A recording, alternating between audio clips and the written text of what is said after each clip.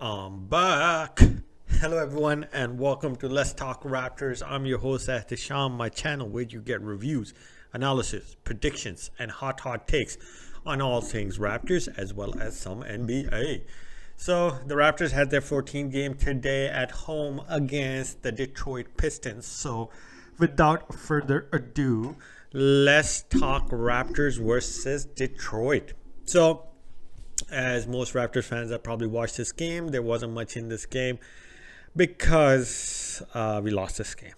You don't want to go over whatever happened in the game, but just so I can give you a little bit of summary before I get into the main stuff, is that the Raptors came out kind of flat. The Detroit took over.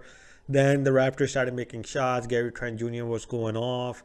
The Raptors had a lead throughout pretty much the whole game, and then eventually in the third quarter they started to Detroit came back, and then in the fourth quarter eventually they took the lead. The Raptors tried to make a late comeback, and there was this one play where they had like 5 possessions on just one possession, and they just couldn't nail the shots. And the Raptors, I think they had bad free throw shooting. I think they missed about 10 free throws. They shot 31 today, from what I remember, and they missed 10 of them. And we lost this game by 6 points, 127 to 121. So it doesn't seem like the Raptors were in this game. I truly believe the Raptors took Detroit as the 2 and whatever record they had, the lowest team in the East. I think even in the NBA, as took them easy, and it kind of came to bite us in our ass. But that's part of what happens during the season. Not every game is, you don't consider every team to beat you every time just based on their records. But that happened today, and the Raptors lost this game. So there's not much there to talk about in regards to highlights and stuff like that. We had open dogs and stuff, but I don't want to get into that because I want to get into the main key takeaways from this game that I've seen, consistently happening to the Raptors in their losses at least. Number one is energy. It seems like the Raptors don't usually come out with the same energy. It seems like Nick Nurse has to always call a timeout in the start of the game and get the guys together for some reason. There's only been a few games, like I think it was Boston Celtics first win we had against them, where we came out with the energy that we needed to. And it seems like we tend to come out with more energy on the road than we do at home because we feel like the crowd is always going to be into it and stuff. But that's not how it works, right? The team needs to come out. They need to defend. They need to, even if they're not making shots, we believe we are, as a fan base, we tend to bring energy in when we see good defensive plays. And it seems like the Raptors always come out flat in the start of the games. And also, whenever they take some sort of lead, they tend to end up relaxing, and teams tend to come back in, kind of like the Cleveland game. I think we won that game. I don't remember right now. But they eventually made a run after, and they got it very close, and then we won. And then it just seems like the Raptors end up going down on energy, and that tends to happen to younger teams because, of course, you feel like you have a safe spot, but you need that veteran presence to be able to do that, like get you back collected after seeing one or two plays that don't go well, or the other team is making a run. You need those veterans to be able to step in and tell you, yo, calm down, the game's not over yet. Even a 20-point lead in this NBA isn't safe. So I think the Raptors are lacking the sense of energy where they need to have it, where they can go for a little bit without some sort of extra energy. But the Raptors come out flat, or they give up, they get too comfortable, and it ends up costing us in the end. Because your defense end up relaxing, and the Raptors is a team that cannot relax on the defense because our offensive weapons are good, but they're not Steph Curry, they're not KD that they're gonna keep us in the game when we're not playing defense. So that's one thing I've noticed, that throughout all of our losses, even throughout some of our wins, that the Raptors, when they either they start out flat, or either when they get the lead, they end up relaxing a bit and give that one or two chance to the other team to get back in. When considering how good our defense is, that shouldn't be happening. Once we take a 15-20 point lead, we should be able to maintain it, given the length we have, the tenacity we have on defense.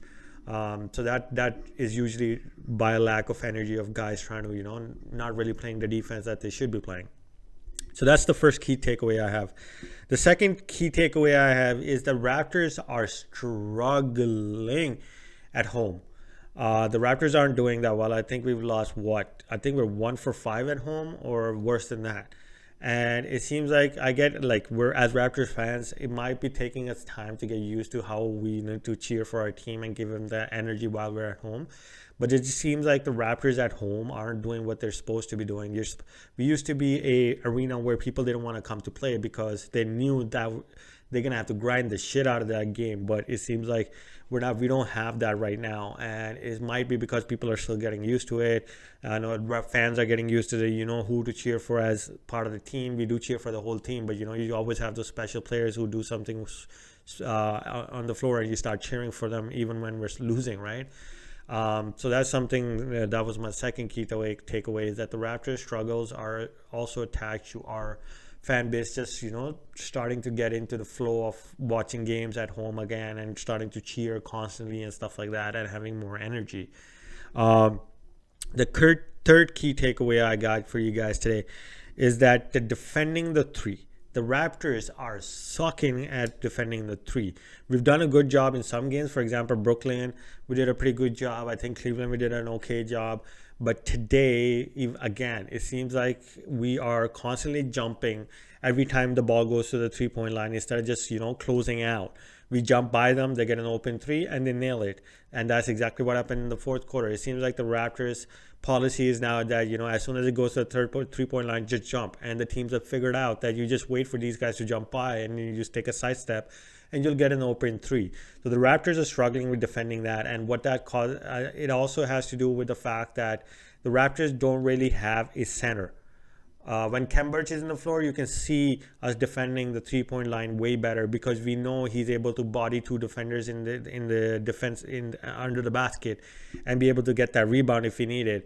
But when he's not on the floor, all of these guys are smaller, all of these guys are leaner, and it causes more people to have to come to the under the bucket and leave people open for second chance 3-point shots or just regular open 3-point shots. And by the time we get to them, we end up jumping.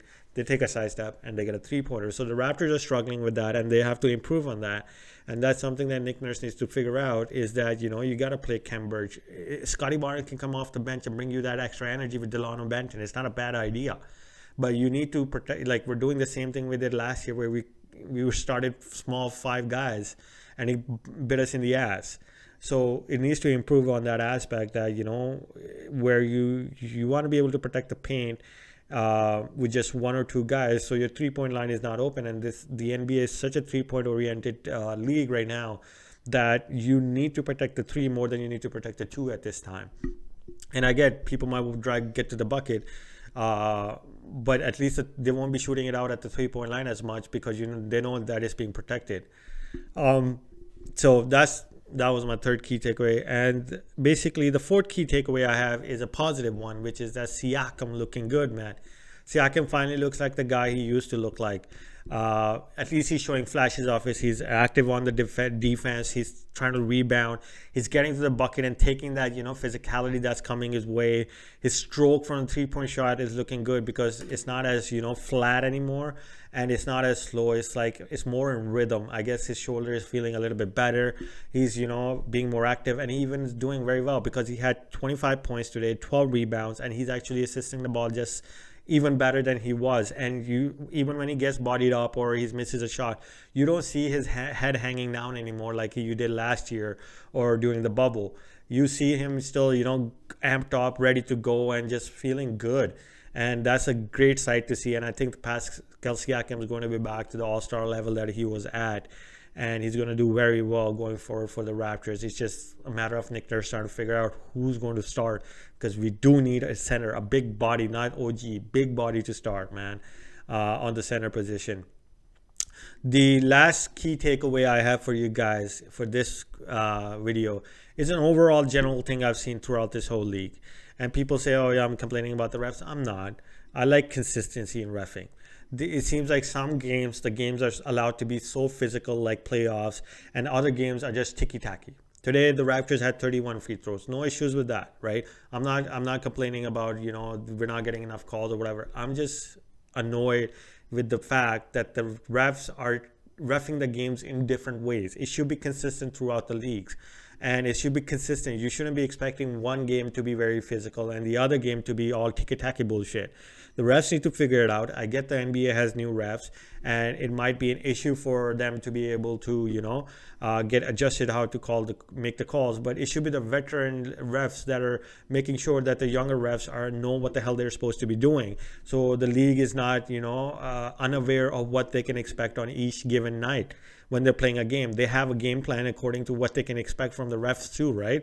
And it throws the whole team off. I'm not saying it's threw the Raptors off. The Raptors cost themselves today, but generally it's costing teams a lot of uncertainty, and it's resulting in good teams having a bad record right now. And I think that's something that the league needs to figure out overall as well. So guys, that's all I have for you guys for this video. We're going on the road trip. Portland, that's at 10 o'clock. I think a 9:30 to 10 o'clock game. If I can't get to a video for these road trip games on the west side, I apologize to you guys, but I will be back as soon as I possibly can. I have work, so you guys can understand that. Anyways, guys, if you guys enjoyed the analysis, please hit that like and subscribe button on the video, and I will see you guys next time. Have a great night.